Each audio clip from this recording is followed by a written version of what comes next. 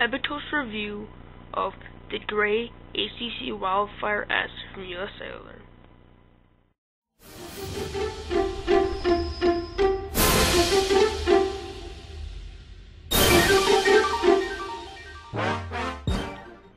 Okay, Preston from Ebito Studios. This isn't an official unboxing because I already have it activated. I've already taken out the box and used it for about a day. So I thought I'd, tell you everything that I know about it. And is it a buy? Is it not? Let's get into it. Alright.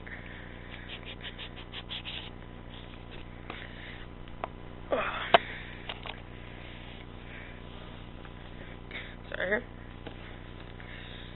HTC Wildfire S. US Cellular. Quite brilliantly. That kind of stuff. Phone itself. It's hard to do this with one hand. Darn. The phone fall itself. Oh, a minute. I might have to.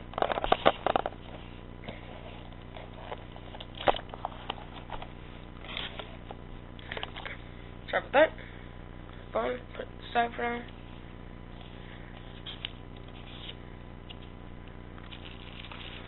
Normal earphones, HTC USB cord charger, manuals, the usual phone stuff.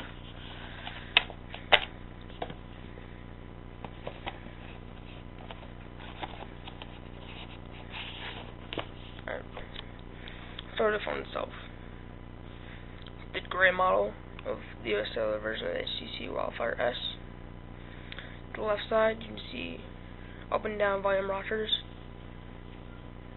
and a micro USB cable port for charging. On the top, I believe, yep, that's what I thought. 3.5 millimeter headset jack and the on and off button. HTC. Let's see. How dope a camera is this? I'm sorry, I should have done that. That's what I thought. 5 megapixel color camera and slash camcorder with flash speaker right there. HTC. No, HTC. Sense. Okay, let's power the device on. There's no service. What is this?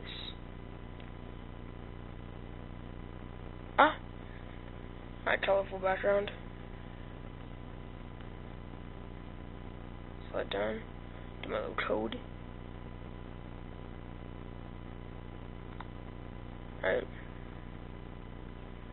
As you can see, I've already kind of done my own thing with all of the controls and all of the, well, not controls, but the designs and everything. I laid a background, I changed how the widgets and applications. I've already preloaded some applications.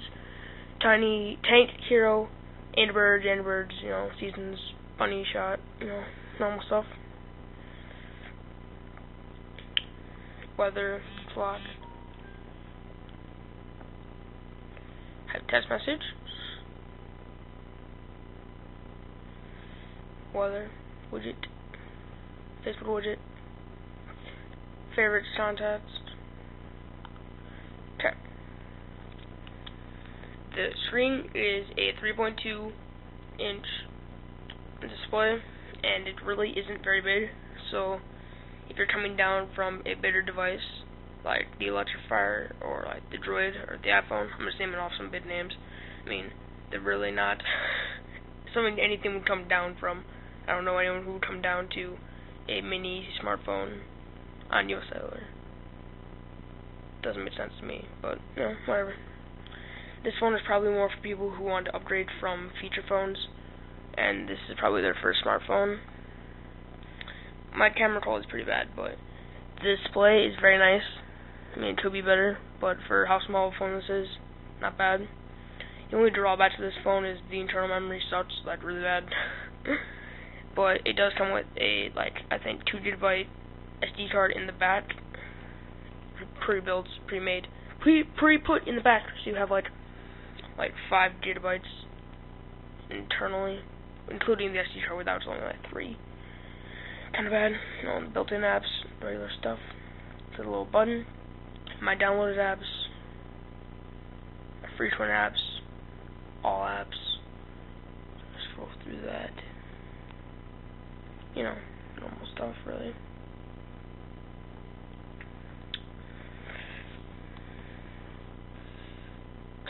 Look at that. They have the normal home, menu button, back button, search button.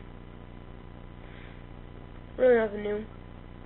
You know, it's running Android as usual. I don't know if this is I'm not sure if this is what this is running. I think it's running 2.1 or 2.2 Android. I don't know, it's not very updated, but it's nice. It gets where you want to know it's Android, and definitely converted me. I have an Apple product that I usually use, but I'm really liking Android now. You know, with their marketplace, very nice. Let's get into the actual stuff itself. You have your regular browser.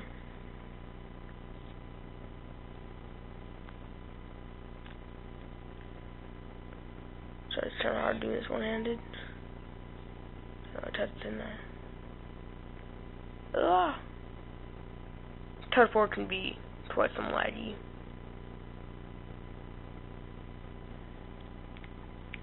Standard Google.com. The home button. That's just browser.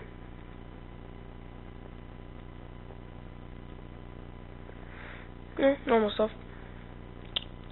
This phone I definitely recommend, but probably only for people who are upgrading from feature phones or like 4G phones. That just want, it's probably their first smartphone. This is my first smartphone. I'm really digging it. Very nice. I wouldn't downgrade from anything more because the screen is laggy. You'll notice some like distinct stuff if you downgrade. You'll see like lagginess in the keyboard isn't super accurate, and the internal memory isn't the best. I mean, but it still runs very smooth, very nice. Comes with lots of widgets and apps, and it has the live background stuff like normal. You know, settings. Can be turned into Wi-Fi mobile hotspot. For, you know, other devices to use, you know, pretty colors. But no, and everything, I definitely recommend this phone.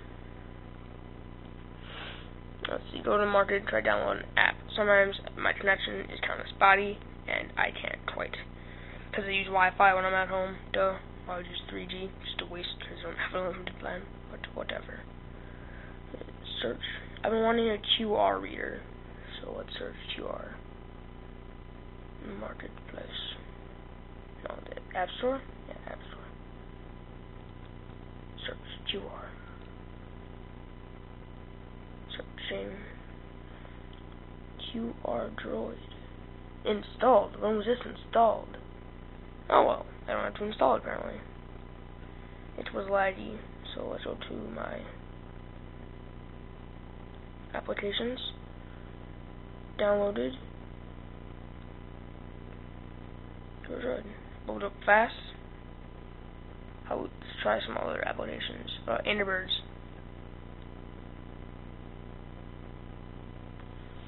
Loads up pretty fast. I mean, like I said, this is a very small phone. I'll leave you a quick size comparison.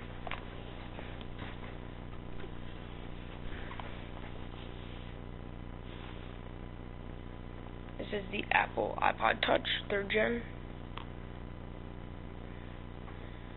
This is my phone, the Wildfire.